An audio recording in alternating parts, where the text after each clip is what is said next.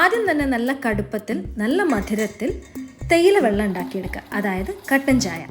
ഇതാണ് SCOBY, symbiotic culture of bacteria and yeast. ഇത് online വാങ്ങിക്കാൻ കിട്ടും. എനിക്കിതൊരു ഫ്രണ്ട് തന്നതാണ്.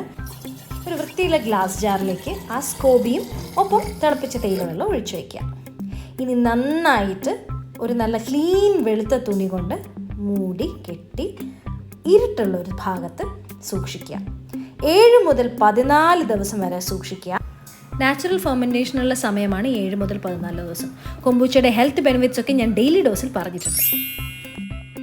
14 ദിവസത്തിന് ശേഷം നമ്മുടെ ചെറിയ സ്കോബി വളർന്ന് ഇത്രയായിട്ടുണ്ട്, അത് പെറ്റി പെരുകിയിട്ടുണ്ട്. നമ്മുടെ കൊമ്പൂച്ചയും റെഡി ആയിട്ടുണ്ട്. നമുക്കതിൻ്റെ ടേസ്റ്റ് നോക്കാം.